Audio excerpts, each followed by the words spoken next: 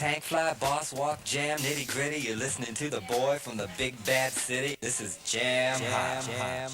This is Jam Hot.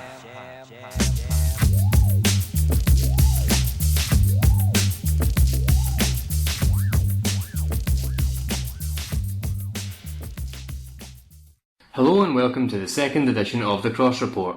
The idea is to cover what happened at Scottish cyclocross races, include a bit of video and look at some of the lovely photographs taken by the Scottish cyclocross community. This week we have Mark McGee of the press room and Nicola Johnson to thank for the photos, and both Paul Davies and Skye Molson for the video.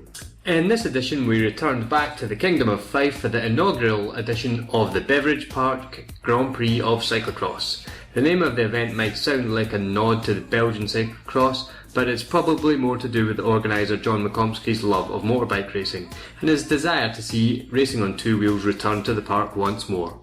McComsky has the kind of notoriety in Scottish cyclocross that many good bike racers would kill for. In fact, it's safe to say that he's probably the most famous person in Scottish cyclocross, so he had no problem in selling out the event in a short period of time.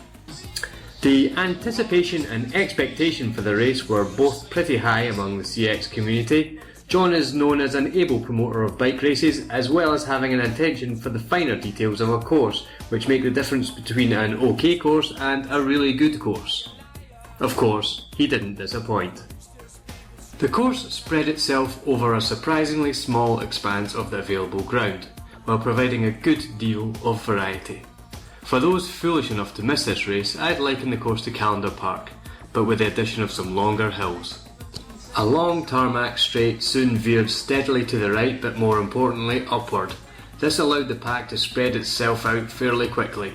There was soon a long line of riders around the course and the cream soon rose to the surface. Special mention has to be made of Bozoot Corner. Unfortunately we don't have any video of this section, but as the name suggests, it was a fast swooping corner which was being ridden especially well by Thompson Cycle's Roger Campbell Crawford, albeit on a mountain bike, but also and perhaps unsurprisingly Crawford Carrick Anderson, who is seen to be pinning it on his cross bike. When wet, this corner should prove a prime spectator spot for the inevitable cowps that will take place there.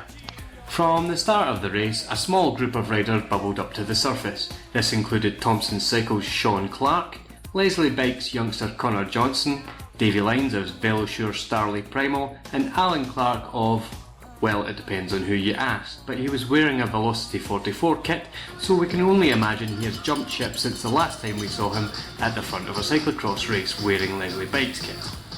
This select group stayed together for a lap or so, but Davy Line soon blew it apart with a formidable attack which none of his rivals could answer.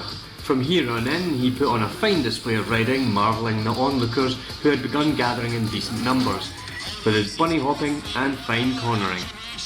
The sunny weather had dried the course to such an extent that the running was very firm, and this made for a fast course. Davy was lapping at around 4.5 minutes. This meant he and the other leading riders lapped much of the field numerous times. Was the course too short? I personally don't think so.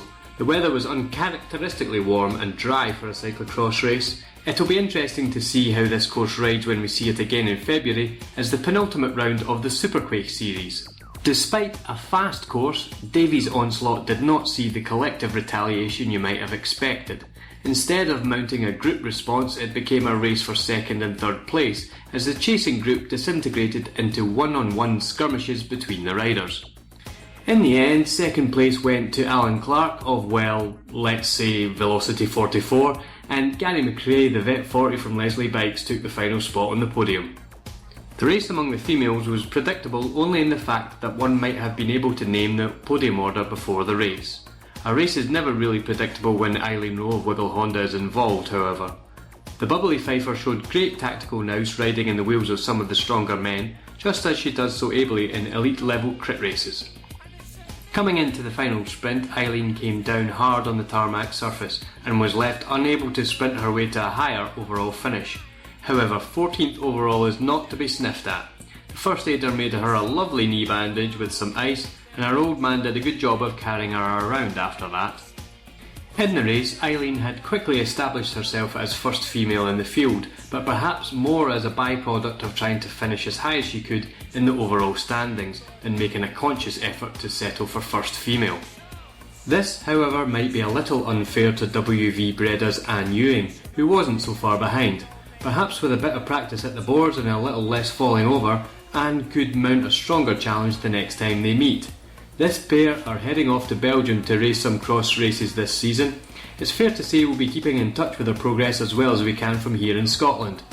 Good luck, girls, I'm sure you'll have a great time over there. Maddie Robinson had a strong race as third female rider. The VC Moulin rider undoubtedly had an eye on the upcoming three-peat cyclocross race, where she will attempt to improve on her third place from last year. She's a popular rider in the Scottish cyclocross community, so I doubt I'm alone in wishing her all the best for this. That's it for this edition. Next up we have Butte Cyclocross on the 19th of September. Unfortunately I can't make it along to that one, so the next cross report will likely come from either Afford CX on the 3rd of October or Ballochcastle on the 4th of October, or potentially both. You can find details of all upcoming cyclocross races in Scotland at scottishcx.org.uk.